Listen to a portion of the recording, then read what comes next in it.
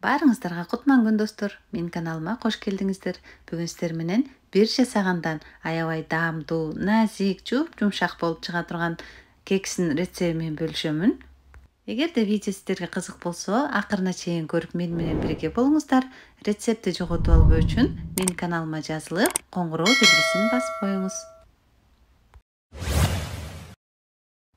Кекстин камырын даярдоо үчүн идишибизге 3 жумуртканы чагып, үстүнө кум шекерди кошуп, миксер менен 2-3 минутадай жакшылап көөрүп агарганча миксерлеп алабыз. Үстүнө эритилген сары май жана сүттү куюп, толуктай дагы миксер менен аралаштырабыз.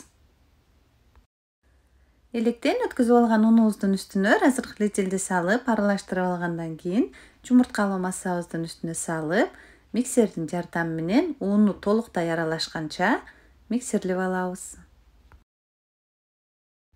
Мынакей биздин камырыбыз даяр болду. Коюу каймак сыяктуу камыр болуп чыгат.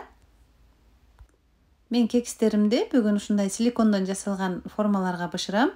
Ичине кекске арналган кагаздарды салып, үстүнө 2 аш кашык камырыбыздан куябыз.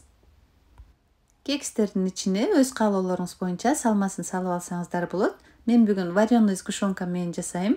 Эгер сиздер кааласаңыздар, жаңгак, мейис да кошсоңуздар болот. Салмасын салып алгандан кийин үстүнө дагы 1 аш кашык камырдан куюп чыгабыз. Алдын ала 180 градус кызытылган духовкада 30-35 минутта бышырып алабыз. Ичи толуктай бышканын тиш чукугуч жыгач таякчанын жардамы менен текшерип алыңыздар. Мынакей достор, өзүңүздөр көрүп тургандай, биздин аябай даамдуу, назик, жумшак кекстерибиз даяр болду. Сиздер да сөзсүз түрдө ушул рецепт менен жасап көрүңүздөр.